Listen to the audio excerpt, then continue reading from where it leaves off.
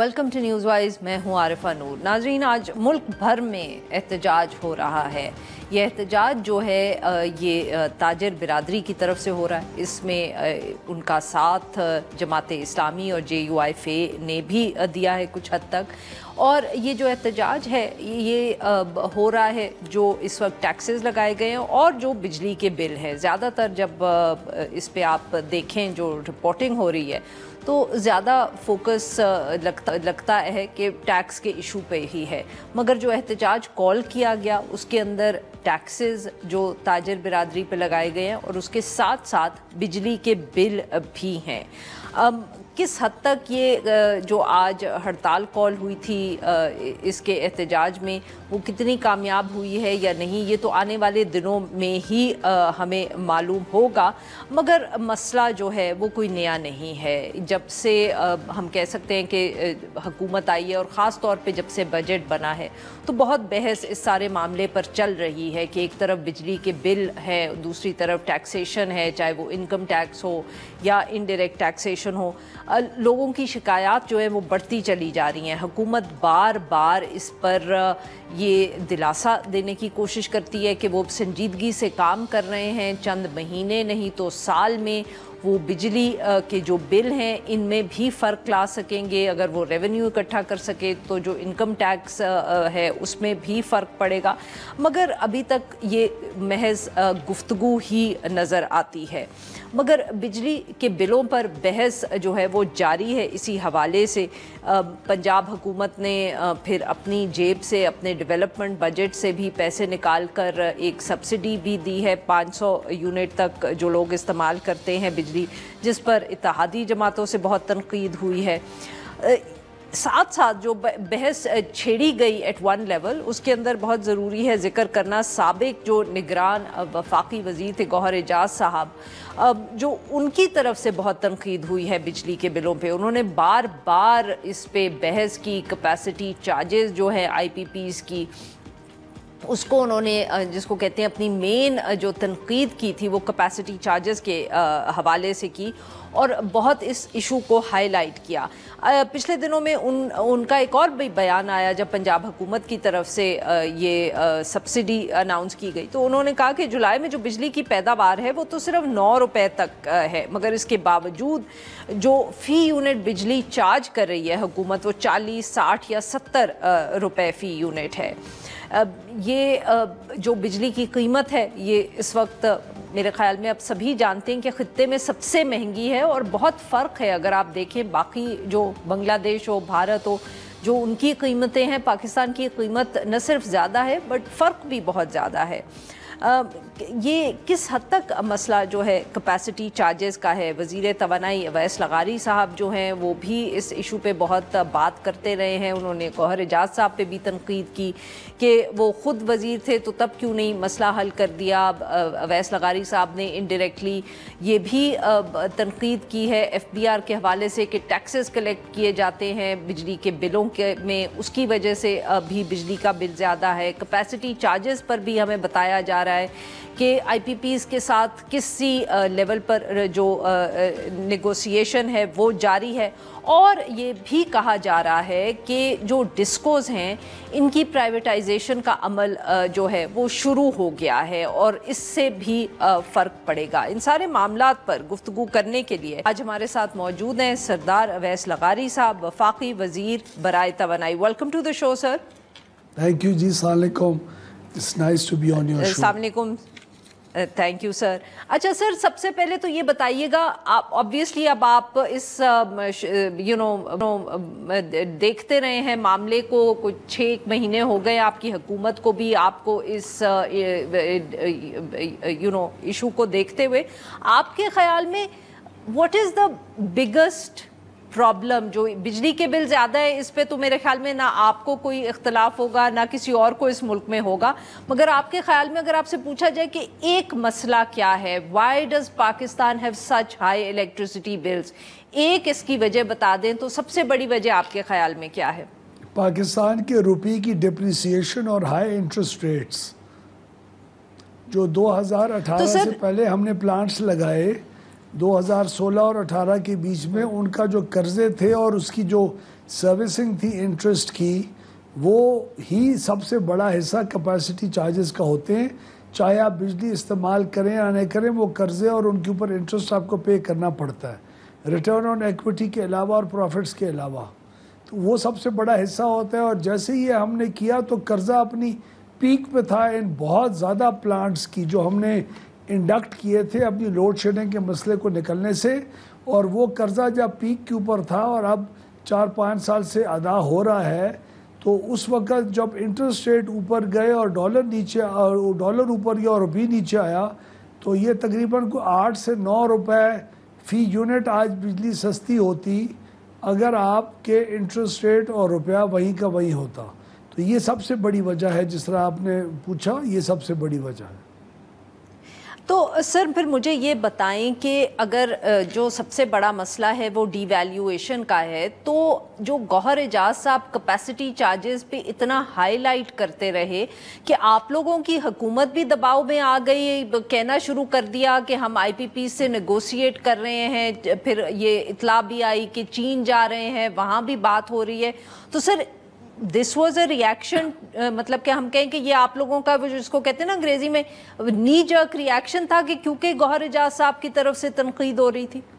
हम गौहर एजाज साहब की ओवर सिंपलिस्टिक और एक, मैं दोबारा कहूँगा, बिल्कुल एक आइसोलेटेड फॉर्म के अंदर थिंकिंग जो उन्होंने प्योर पब्लिसिटी के लिए की, हम उसके ऊपर अगर नी जर्क रिएक्शन करना शुरू कर दें तो ये सेक्टर का और भी बेड़ा गर्क हो जाएगा। हमने एक तो जो चाइना का आपने बात फरमाया डेट रीप्रोफाइलिंग का और कोल कन्वर्जन का, वो आप अखबारात उठा के देख लें।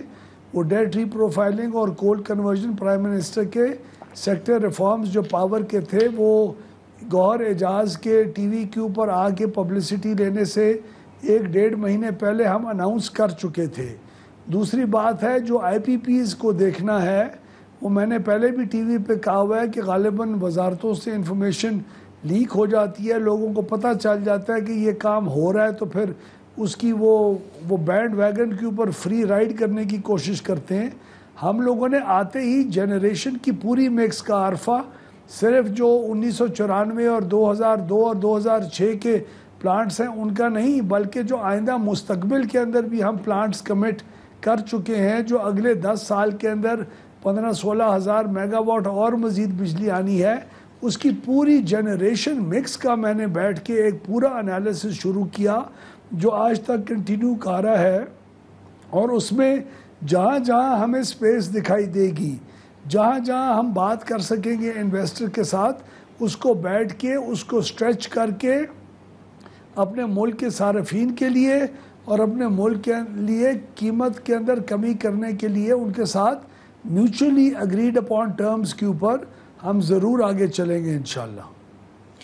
पर सर देखें, अब उसमें बात ये है कि अगर जैसे आपने कहा कि सबसे बड़ा इशू अगर डीवैल्यूएशन है, तो सर जब आप या हुकूमत हमें ये कमिटमेंट करते हैं कि आने वाले साल के अंदर अंदर हम बिजली की कीमतों में बहुत फ़र्क देखेंगे, तो सर फिर सवाल ये उठता है कि ये कैसे हम फ़र्क देखेंगे, क्योंकि डीवैल्यूएशन को तो आप रिवर्स कर नहीं सकते। जी, वो फ़र्क इस तरह देखेंगे कि हम लोग, आपको सिर्फ चाइना के 2 जो इनिशिएटिव्स हैं उसका मैं आपको बताऊं। डेट रीप्रोफाइलिंग करके जो ऑलरेडी हमारा सीपैक का डेट है जो पावर प्लांट्स का है, और सिर्फ कोल को इंपोर्टेड कोल से लोकल कोल के ऊपर शिफ्ट करके और ट्रांसमिशन लाइन की फॉल्ट्स को ख़त्म करके, ये तकरीबन 6.5 से 7 रुपए फ़ी यूनिट का फ़र्क तो इन 3 चीज़ों को और इन 3 स्टेप्स को उठा के होता है। दूसरा, जो अब पावर प्लांट्स ऐसे हैं जो पुरानी पॉलिसीज़ के हैं, उनको हम बंद करना चाहते हैं ताकि उनकी कैपेसिटी पेमेंट्स और मामलात ख़त्म हों, और उसका बोझ तकरीबन कोई 65 या 66 पैसे का है। फिर कुछ प्लांट्स के साथ हम इस तरह अरेंजमेंट करना चाह रहे हैं कि वो अपनी टेक और पे के बजाय अगर टेक एंड पे पे आ जाए mutually agree terms and conditions पे, उसका कुछ रुपए का और फ़र्क पड़ेगा। अपनी डिस्ट्रीब्यूशन सिस्टम जो आप देख रही हैं कि पिछले 6 महीने में आप देखिए, ना सिर्फ हमने इस सेक्टर को देखा आरफा, बल्कि पावर सेक्टर के अंदर अनप्रेसिडेंटेड रिफॉर्म्स हम ना सिर्फ ऑथर कर चुके हैं but we are well on our way. आपको याद है PTCL की 20 साल से प्राइवेटाइजेशन की बात होती थी और फिर 2003-04 में माशाल्लाह अल्लाह की मेहरबानी से हमने उसको कर दिखाया था मैंने। तो हम लोग डिस्को रिफॉर्म्स के अंदर भी प्राइम मिनिस्टर साहब और पूरी एस्टेब्लिशमेंट की सपोर्ट के साथ होल ऑफ द गवर्नमेंट इसके अंदर इन्वॉल्व हो रही है। और हमारा इश्तिहार फाइनेंशियल माफ एडवाइजर्स करिएगा सर, आपकी बात यहाँ काट रही हूँ, अगर आप इजाज़त दें सर कि ये क्योंकि ये कमिटमेंट्स हमसे माजी की हुकूमतें भी कर चुकी हैं। हमने ये देखा कि सर ये जो whole of the government approach थी और इस्टेब्लिशमेंट की सपोर्ट थी, ये PIA के प्राइवेटाइजेशन पे साल से है, अभी तक there is no movement on it. और आप हमें बता रहे हैं कि PIA जो प्राइवेटाइज नहीं हुई उसी हुकूमत या उसी इस्टेब्लिशमेंट से आप जो है आप ये 3 डिस्कोस जो है उनको प्राइवेटाइज कर लेंगे। नहीं आरफा, देखें आप, यू डोंट नीड टू ये बेसिक पब्लिक पॉपुलैरिटी की बातें जो आप कर रही हैं। होल ऑफ द गवर्नमेंट में सर, ये बहुत नहीं सर, ये बहुत संजीदा सवाल है सर, बिकॉज आपने बिल्कुल सही कहा कि मुशर्रफ साहब के पीरियड के बाद हमने कोई प्राइवेटाइजेशन किसी हुकूमत ने नहीं की। मैं आपको बताऊं होल ऑफ द गवर्नमेंट में क्या प्रॉब्लम है। होल ऑफ द गवर्नमेंट होती क्या है?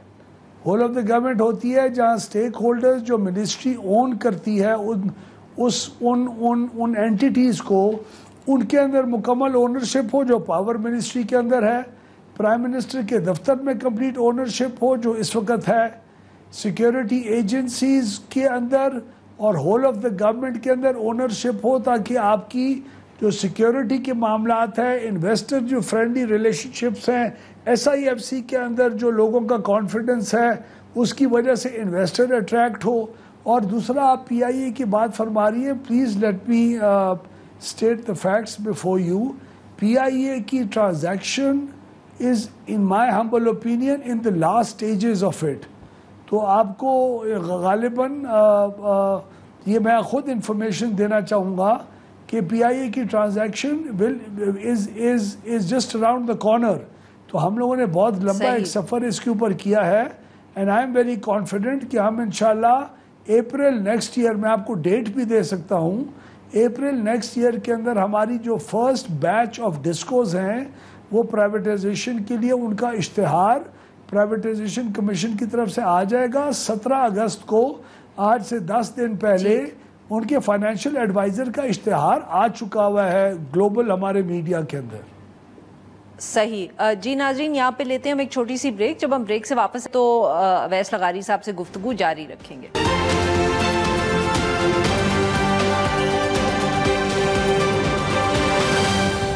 वेलकम बैक नाज़रीन, हम गुफ्तगू कर रहे हैं अवैस लगारी साहब से और हम उनसे बात कर रहे हैं पावर सेक्टर के हवाले से। लगारी साहब, ब्रेक पे जाने से पहले आपने 3 डिस्कोज का जिक्र किया कि आप कह रहे हैं कि उनकी प्राइवेटाइजेशन के लिए काम सारा जारी है, बट सर द प्राइवेटाइजेशन तो हो जाएगी, मगर सवाल ये पैदा होता है कि अगर आप जो आपके बेस्ट परफॉर्मिंग डिस्कोज हैं, चाहे वो ISCO हो और फैसलाबाद, या इनको जब आप प्राइवेटाइज कर देंगे तो फिर हुकूमत की तो लायबिलिटीज़ बढ़ जाएंगी, क्योंकि आपके पास रह जाएंगे जो वो वाले डिस्कोज जो जिनकी परफॉर्मेंस बहुत बुरी है, जहाँ से कलेक्शन बहुत कम है। तो डज इट नॉट मीन, आप कैसे इंश्योर करेंगे कि जो आपके ये फिर कस्टमर्स रह जाएंगे या जो कंज्यूमर्स रह जाएंगे उनके ऊपर प्रेशर बढ़ नहीं जाएगा लायबिलिटीज़ का, जो कि एक मसला है, क्योंकि अभी भी जो मेरे जैसे लोग हैं जो बिल पे करते हैं उनके अंदर बहुत सारा तो ये आपके लॉसेस वगैरह के ही हम बिल्स पे कर रहे होते हैं ना। बिल्कुल आपने दुरुस्त फरमाया, इसीलिए हम लोग एक होलिस्टिक अप्रोच के साथ हमने डिस्ट्रीब्यूशन सेक्टर को उठाया है, जहां हमने इस वक्त तमाम डिस्कोज के बोर्ड्स, आपने देखा होगा कोर्ट्स के रगड़े में से निकलते हुए अब शुक्र अल्हम्दुलिल्लाह इन प्लेस आ गए हैं। हम लोगों ने डिस्कोज की जो गवर्नेंस है वो बोर्ड्स को इंडिपेंडेंट करके मिनिस्ट्री का उनके ऊपर रोब शोब ख़त्म करवा के उनको फ्रीडम टू मूव और फ्रीडम टू एक्शन दे के मुकम्मल और बहुत ही मेरिट की बेसिस के ऊपर हमने अपनी अकल के मुताबिक कोशिश की है कि हम बेस्ट ऑफ द बेस्ट लोगों को बोर्ड के मेंबर्स बनाएं, ताकि बोर्ड की कॉर्पोरेट गवर्नेंस के ज़रिए भी वो कंपनियों को एक कस्टमर केयर ओरिएंटेड कंपनीज और मिनिमम लॉस मेकिंग कंपनीज की तरफ लेके जाएं। अब बात रह गई जी प्राइवेटाइजेशन की, तो 3 डिस्कोज को तो हम प्राइवेटाइजेशन के अंदर अभी फर्स्ट ट्रांजैक्शन एडवाइज़र को दे रहे हैं।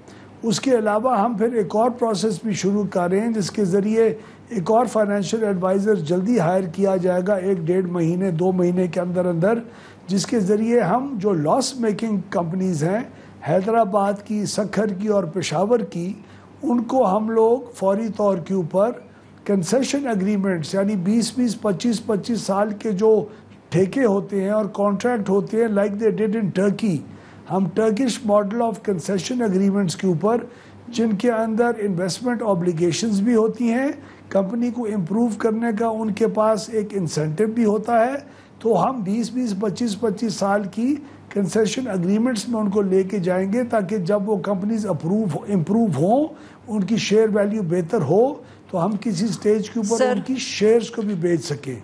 तो हम एक कॉम्प्रिहेंसिव माफ अप्रोच करिएगा, के साथ आपकी जा रहे बात हैं। यहाँ काट रही हूँ, ये आपकी मुझे नियत या इन चीज़ों पे तो शक नहीं है, बट सर कराची इलेक्ट्रिक में इनमें से कुछ भी नहीं हुआ, और जितने भी बोर्ड्स हुकूमत बनाती है कभी वो बोर्ड्स इफेक्टिव नहीं रहते, बिकॉज कोई फाइनेंशियल स्टेट नहीं होता उन लोगों का, वो चाहे जितने भी अच्छे हों, मसले वहीं के वहीं रहते हैं। ना पहली दफ़े आप हुकूमत में आए हैं, ना पहली दफ़े आपने ये बोर्ड्स बनाए हैं। So way you know what I am trying to say is कि सर ये आप एक्सपेक्ट करें कि हम आप लोगों की नीयत पे और यकीन कर लें कि इस दफ़े नीयत जो है PMLN की हुकूमत की वो मुख्तलिफ है पिछली हुकूमतों से। कोई इसमें भी कोई बुराई नहीं है अगर आप ये एज्यूम कर लें। मैं क्यों आपको कहूँ कि इसमें कोई बुराई है, नेक नियति रखना बहुत अच्छी बात है। अच्छा, दूसरा मैं आपको बताऊं, अच्छा नहीं सर, मेरे सवाल रह जाएंगे, we run out of question. एक सर सवाल आप जरूर बताइएगा, बट ये सवाल बहुत ज़रूर है, ये बहुत सवाल बड़ा ज़रूरी है। सर आपने खुद बहुत तनकीद की है, आपकी एक से ज़्यादा स्टेटमेंट है, माफ़ करिएगा शायद तनकीद लफ्ज़ सख्त है, मगर आपकी एक से ज़्यादा स्टेटमेंट है जिसमें आपने खुद ये कंसीड किया है कि FBR की जो एक लैक ऑफ कॉम्पिटेंस है उसकी वजह से आपके बिजली के बिलों में जो है वो टैक्सेस डाले जाते हैं, क्योंकि हुकूमत अपने खर्चे और नहीं पूरे कर सकती। सर क्या कोई तरीका नहीं है कि ये टैक्सेस आप निकाल दें लोगों पे बोझ कम करने के लिए टेम्परेरली? देखिए, इस्माइल साहब कहते हैं 30-35% बिल कम हो सकता है हर कंज्यूमर का अगर आप लोग ये बिल्स में से टैक्सेस निकाल दें। नहीं, 30-35 नहीं हो सकता। तकरीबन कोई जो डोमेस्टिक कंज्यूमर्स के ऊपर टैक्सेस हैं वो तकरीबन 18% हैं, यानी 35 रुपए का 18%। तो वो आपके टैक्सेस कम हो सकते हैं अगर आप सेल्स टैक्स को कंज्यूमर्स के ऊपर, डोमेस्टिक के ऊपर से मुकम्मल ख़त्म कर लें। मुख्तलिफ ममालिक के अंदर sales tax on electricity which is a service और a good that you provide through a utility company, वो तकरीबन मुख्तलिफ ममालिक में हमारे रीजन में 9 से 21% तक रेंज करते हैं मुख्तलिफ कंज्यूमर्स के ऊपर। तो ज़रूर टैक्सेस की जो शरह है वो अगर कम होगी तो बिजली का इस्तेमाल भी ज़्यादा होगा और हमारा सेक्टर हेल्दी भी होगा। लेकिन ये एक होलिस्टिक अप्रोच है जो हमें IMF की टैक्स एग्जम्पशंस की जो रेजीम है ना होना और होलिस्टिकली पूरे अपनी इकोनॉमिक मामलात को देख के ही हमने इस किस्म के कुछ स्टेप्स उठाने होंगे जो हम अपने IMF के फ्रेमवर्क की कंसिस्टेंसी के साथ ही उठाएंगे अगर उठाने पड़े। लेकिन हम वैसे ही कोशिश कर रहे हैं कि बिजली की कीमत जो सारिफ को आज पड़ी है उसके अंदर जब तक खातिर खा कमी नहीं आएगी, ना आपकी इकोनॉमी ग्रो करेगी और ना मेरा ये सेक्टर सरवाइव कर सकेगा। तो हमारी इस वक्त टोटल एनर्जी इसी के ऊपर प्राइम मिनिस्टर साहब की क़यादत के अंदर हम फोकस किए बैठे हैं इसके ऊपर। तो सर मुझे बताएं कि ये जो डिस्कोस हैं, आप मुझे कोई डेडलाइन दे सकते हैं कि ये कब तक प्राइवेटाइज हो जाएंगे? पहले आरफा मैं अपनी एक एक्सप्लेनेशन दे दूं। देखिए, सिर्फ पब्लिक सेक्टर के अंदर जो डायरेक्टर्स होते हैं बोर्ड ऑफ गवर्नेंस के ऊपर, बोर्ड ऑफ डायरेक्टर्स के ऊपर, सिर्फ पब्लिक सेक्टर में उनका इंसेंटिव नहीं होता कि नहीं है। प्राइवेट सेक्टर के भी जो बोर्ड्स हैं उसके अंदर जो जी डायरेक्टर्स हैं वो शेयर होल्डर्स को रिप्रेजेंट कर रहे होते हैं। वो ज़रूरी नहीं कि शेयर होल्डर्स खुद हों। तो हम शेयर होल्डर्स का काम है, जो आज मेरी वजारत का काम है कि हम उन बोर्ड से काम लें। हम इंशाल्लाह पूरी कॉन्फिडेंस में हैं कि हम उनसे काम लेंगे। ठीक है सर, वो आपने प्राइवेटाइजेशन की अगर तारीख देखेंगे सर, डेडलाइन, हाँ जी, कोई डेडलाइन दे दे। हाँ, लेकिन जब हो जाए आपने मुझे शाबाश ज़रूर देनी है इंशाल्लाह। जी सर, बिल्कुल दूंगी, पहले आप डेडलाइन तो देना सर, हम तो आपका शुक्रिया अदा करेंगे। जी बहुत शुक्रिया। मैं वो डेडलाइन मैं शेख रशीद साहब की तरह कोई महीने तो नहीं बता सकता आपको, लेकिन जो प्राइवेटाइजेशन कमीशन और हमने इकट्ठे मिलके काम करें, हमारा ख्याल है कि एक्सप्रेशन ऑफ इंटरेस्ट जो है वो फर्स्ट बैच ऑफ डिस्कोर्स का अप्रैल 2025 के अंदर आएगा और उससे 3 से 6 महीने के अंदर अंदर ट्रांजैक्शन हो जाएगी इंशाल्लाह। सही। सर ये मुझे अब बताएं कि आई मीन ऑब्वियसली डिस्कशन है, it's a sensitive question but I have to ask it. Sir कहीं ना कहीं पाकिस्तान मुस्लिम लीग नवाज़ हुकूमत में आप लोग ये समझते हैं, डिस्कशन होता है कि शायद जो आपने पिछली हुकूमत में ये पावर पॉलिसी बनाई इसमें कोई झोल रह गए? बिकॉज जैसे आप खुद कहते हैं कि आई मीन डीवैल्यूएशन जो है उसको रखना चाहिए था दिमाग में। हमेशा ये बहस रहती है कि आईपीपीज़ जो हैं, जो पाकिस्तान पीपल्स पार्टी ने भी बनाए, उसके बाद मुशर्रफ साहब ने भी, वहाँ भी ये मसला रहा, कैपेसिटी चार्जेस का भी रहा, एलएनजी ले आए, कोल का प्लांट आपने साहिवाल में बना दिया। कहीं ना कहीं तो सर ये पाकिस्तान मुस्लिम लीग नवाज़ कभी इसमें कोई गलती, bad policy making, where does the responsibility lie? जी 1990 से लेके अभी तक जितनी भी बिजली लगाई गई वो इन अ स्टेट ऑफ डेस्परेशन लगाई गई, जहां लीस्ट कॉस्ट बेसिस को हमारे पास लग्जरी थी नहीं लीस्ट कॉस्ट बेसिस के ऊपर प्लांट्स लगाना और बिजली ऐड करना, and that was because of bad long and short and medium term planning of all policy makers all along. लेकिन वो डेस्परेशन थी। जब नवाज शरीफ साहब की हुकूमत 2013 से 18 तक आई, उस वक़्त अंधेरे थे, लोड शेडिंग ख़त्म करनी थी, एट ऑल कॉस्ट करनी थी, कम वक्त के अंदर करनी थी, लोगों की डिमांड यही थी। तो हमने ऐसे क्विक फिक्स प्लांट्स लगाए जिनका जेस्टेशन पीरियड कम था, जो 1-2 साल में लग सके, लोड सेंटर्स के अंदर लग सके, ट्रांसमिशन कंस्ट्रेंट्स के बियॉन्ड लग सके। साहिवाल में कोल प्लांट इसलिए लगा क्योंकि अगर कराची में लगता तो वो डिस्पैच ना हो सकता, क्योंकि ट्रांसमिशन लाइन नहीं थी। तो हाँ, हम लोगों ने, और यही काम इस वक्त हो रहा है कि आइंदा मुल्क को कभी भी डेस्परेट हालत में बिजली लगाने की ज़रूरत ना पड़े, और ऐसी फाउंडेशंस आज हम ले करें पावर सेक्टर की जो आइंदा हमेशा के लिए open market based trade off power के ज़रिए आगे सेक्टर हमारा बढ़े और हुकूमत इसका बोझ ना उठाए और ना ही किसी और को उठाना पड़े। बहुत बहुत शुक्रिया सर, आपने हमारे लिए वक्त निकाला। नाज़रीन, यहाँ पे लेंगे एक छोटी सी ब्रेक, और जब हम ब्रेक से वापस आएंगे तो हम बात करेंगे जो आज ताजिर बिरादरी की हड़ताल रही है मुल्क भर में।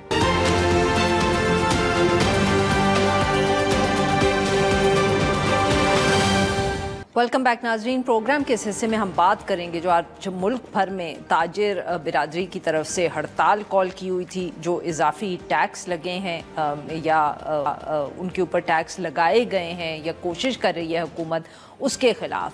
एक तरफ तो इस मुल्क का तनख्वाहदार तबका है जिनके ऊपर टैक्स के बाद टैक्स लगता ही चला जाता है, और अब तो ये भी कहा जाता है कि अगर हम तनख्वाहदार तबके को देखें और उसको कंपेयर करें तो it's one of the highest paying sectors जो इस पाकिस्तानी मईशत का है। और दूसरी तरफ ताजिर बिरादरी है जिनकी शिकायत बहुत हैं, और अब टैक्स लेने की अगर हुकूमत ने कोशिश की है तो उनको ये एतराज़ है कि टैक्स छोटे दुकानदारों पे 60,000 या इसके करीब जो है वो बहुत ज़्यादा है। वफाकी हुकूमत की तरफ से ये ताजिर 2 स्कीम जो थी वो अनाउंस हुई थी। आज हड़ताल के बाद जो पहला रिएक्शन आया हुकूमत की तरफ से वो तो यही था कि कोई हुकूमत इसके ऊपर जो है वो पीछे नहीं हटेगी। राना एहसान अफजल साहब वफाकी काबीना का हिस्सा हैं, उन्होंने कहा कि मुज़ाकरात के लिए वो तैयार हैं, बात हो सकती है, मगर टैक्स अब लगना बहुत ज़रूरी है। मगर मीडिया रिपोर्ट्स कुछ अभी सामने आई हैं वो ये भी कह रही हैं कि अब FBI ये तैयारी कर रही है कि इस में कोई तब्दीली अगर ताजिर चाहते हैं तो एक दफ़े फिर मुज़ाकरात के ज़रिए की भी जा सके। ये सारे मामलात हैं, इन पे बात करने के लिए आज हमारे साथ मौजूद जैदी साहब, साबिक chairman FBI। Welcome to the show sir. Sir, किस तरह देख रहे हैं आप, एक तरफ ये हुकूमत का जो मौक़िफ़ था कि इस दफ़े टैक्स ज़रूर कलेक्ट करना है, शुरू में जब ये स्कीम भी लॉन्च हुई तो इस पे भी कुछ लोगों का ख्याल था कि कोशिश की जा रही है पर पता नहीं कितनी ये कामयाब रहती है। आज आप इसको किस तरह देख रहे हैं सारे मामले को सर? बिस्मिल्लाहिर्रहमानिर्रहीम। आरफा, इस मामले को शायद मेरे से ज़्यादा पाकिस्तान में कोई नहीं समझता, क्योंकि मैं इसको डील करके आया हूँ। देखिए, पहली बात तो ये है कि ये ताजिर दोस्त स्कीम जिसको आप कहते हैं, कभी भी आप किसी दुनिया में कभी भी कोई टैक्स रिकवर किसी स्कीम के तहत नहीं कर सकते। टैक्स का कानून तमाम लोगों पे यकसा लागू होगा। ये जो हमने एक इनको रास्ता दिखाया है कि ये वाली स्कीम में आप ये दे दें, इसमें फिक्स दे दें, इसमें ये दे दें, तो ये देकर आपने इनको इनकी आदतें ख़राब कर दी हैं और ये हर दफ़ा आपसे मुख्तलिफ चीज़ें मांगते रहते हैं और जब आप इनको कोई चीज़ देते हैं तो वो काबिल कबूल नहीं होती। तो मेरे ज़ाती हिसाब में ताजिर दोस्त स्कीम जिसको आप कहते हैं, ये बेसिकली कोई स्कीम ही नहीं है, ये एडवांस टैक्स देने का एक तरीका है और इसमें ताजिरों की लायबिलिटी डिटरमिन ही नहीं हुई है। तो ये स्कीम तो एबिनिशो नाकाम होनी थी और नाकाम होगी। मसला ताजिर दोस्त स्कीम से टैक्स कलेक्ट करने का नहीं है। सबसे पहला मसला तो ये है कि क्या हमारे ताजिर जो लोग दुकानदार हैं, क्या वो सारे हमारे सिस्टम में आज टैक्स की रिटर्न फाइल करते हैं या नहीं करते, और आमदनी तो बाद में निकाली जाएगी।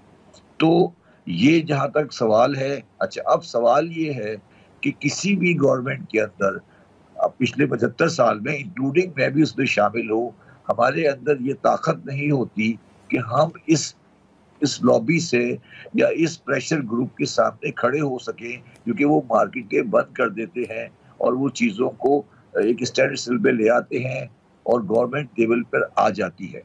तो ये हमारी कमज़ोरियों से फ़ायदा उठाते हैं और ये मुख्तलिफ मशरूम किस्म के लीडरान हैं जो आज टीवी पे नज़र आ रहे हैं मुझे। ये सारे वो लोग हैं जो मेरे साथ भी नेगोशिएशन करते रहे हैं, तो अच्छे लोग हैं ये। मगर सवाल ये है कि आप सिंपल ताजिरों को पहले रजिस्टर करें और उनको जो भी उनकी आमदनी है उनके बुनियाद पे टैक्स करें। हाँ, ये ज़रूर कर सकते हैं कि जो बिल्कुल बहुत छोटा दुकानदार है उसको आप किसी फिक्स स्कीम में ले जाए। बहुत छोटा दुकानदार, मैं बड़ी दुकान की बात नहीं कर रहा, मगर आप ये नहीं कर सकते। माफ करिएगा जैदी साहब, आपकी बात यहाँ काट रही हूँ, मगर जब आप कहते हैं कि हर हुकूमत डर जाती है तो फिर स्कीम भी ना लाएं तो कैसे होगा सर, जो आप कह रहे हैं कि अब उनको उनकी आमदनी के मुताबिक टैक्स करें? देखिए, अगर आप पूरी 75 साल की गवर्नमेंट को देखें तो मैं और इमरान खान वाहिद लोग थे जिन्होंने कोई ताजिरों के लिए स्कीम नहीं लाए। हम कोई ताजिरों की स्कीम नहीं लाए थे और हमने कहा था कि ताजिर जब किसी को सेल करेगा तो मेरा आइडेंटिटी कार्ड ले लेगा, मुझे बता दे, अगर 50 से ज़्यादा बेचेगा तो मुझे आइडेंटिटी कार्ड की पता लगेगा। तो इस तरह हम उसको परचेजर के थ्रू रिकॉर्ड करना चाहते थे और आप देखेंगे कि अल्टीमेटली यही लाना पड़ेगा। और हमारे और यही बुनियादी सिलसिला है कि ताजिर अपनी आमदनी पे टैक्स दे। ये फिक्स टैक्स देना या इस अमाउंट पे देना, बिजली के बिल पे देना, ये सब बेकार की बातें हैं। और ये PMLN की गवर्नमेंट जो है, ख़ास तौर पे ये शहबाज शरीफ वाला जो लोग हैं, ये इनका बड़ा पुराना शौक है और ये हर दफ़ा आते हैं और इसकी स्कीमें लेकर आते हैं और इसको ये नाकाम होती हैं। और ये एक्चुअली अगर आप मुझसे सच पूछे तो ये चाहते हैं कि ये नाकाम हो, क्योंकि ये इनका वोट बैंक है।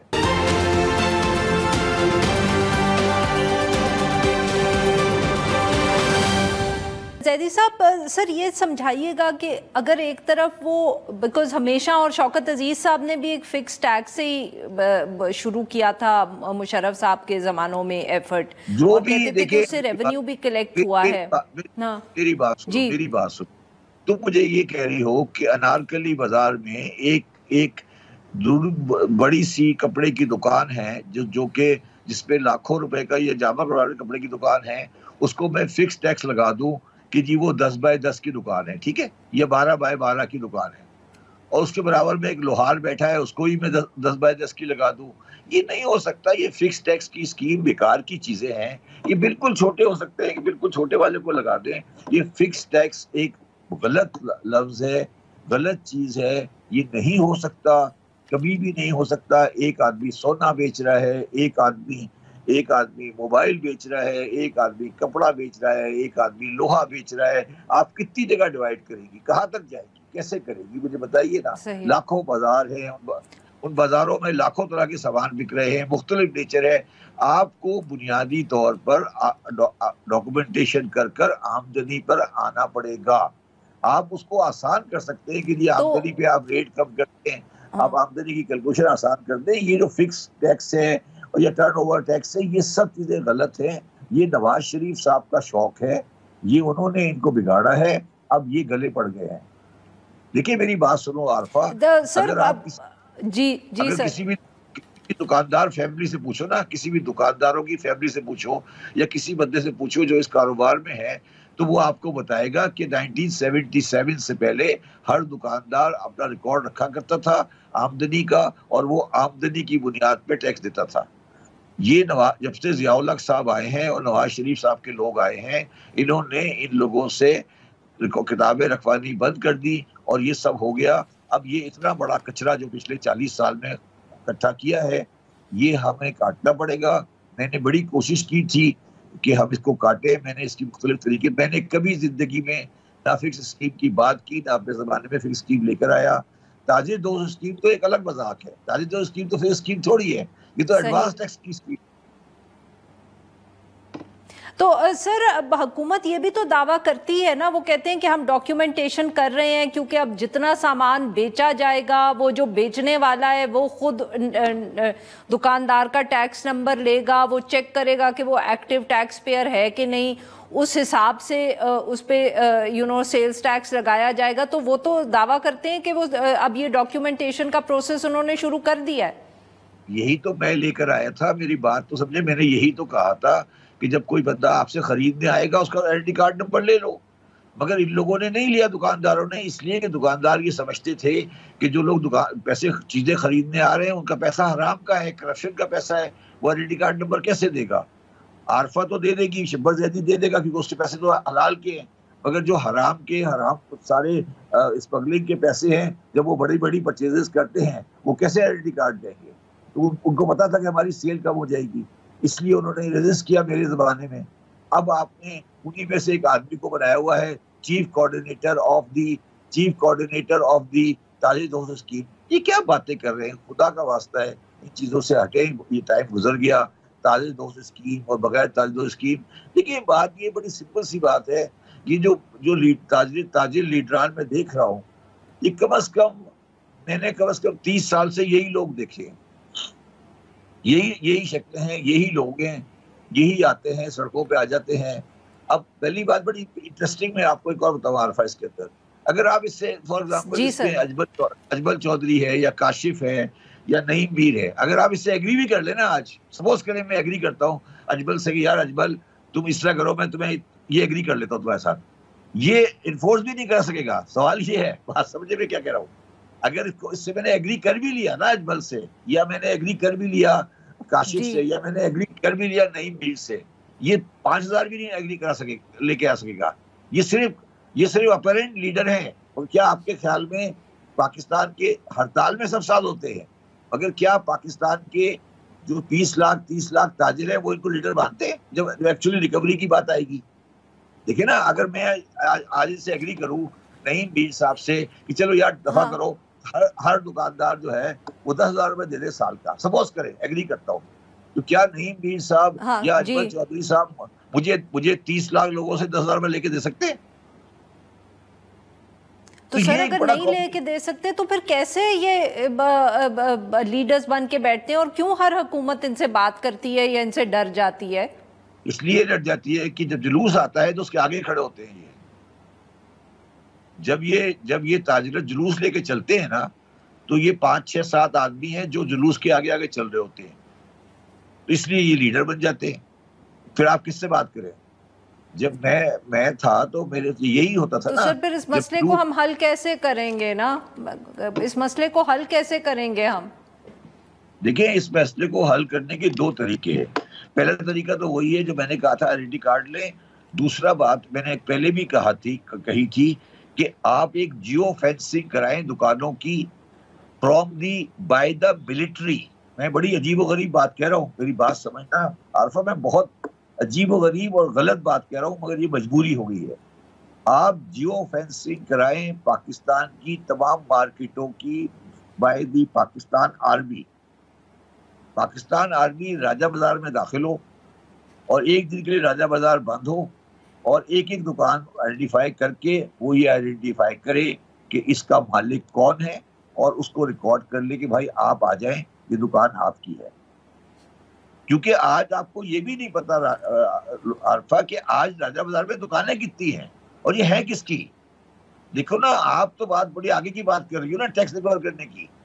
मुझे आप बता देना कि लोहारी में, शालमी में, अकबरी मंडी में ये दुकानें हैं किसकी, इसका मालिक कौन है, बताएं मुझे, समझा दें मुझे। अगर है तो मुझे बता दें। ये बेकार की बातें कर रहे हैं ना सर। तो आप तो हाँ देखिए नहीं सर, तो आप मतलब कि इस वक्त जी फरमाएं सर, फरमाएं। मेरी बात सुने। पाकिस्तान की मईशत आपके हाथों से निकल रही है। अगर आपने दुकानदारों की आर्मी से जियो फेंसिंग करा के, मैं ये कोई सख्ती की बात नहीं कर रहा, या पुलिस से कोई आदमी चले किसी और यूनिवर्सिटी से करा ले, पहले आप मुझे ये तो बताएं ना कि पाकिस्तान में रिटेलर होलसेलर कितने हैं जिससे आप बात कर रहे हैं? ये है कौन, कहां पर हैं, आप किससे बात कर रहे हैं? आप ये तो बताएं ना, आप किससे बात कर रहे हैं? ठीक है ना, आप कह रहे हैं कि मैं सैलरी वाले से बात कर रहा हूँ, सैलरी वाले तो आइडेंटिफाइड है ना।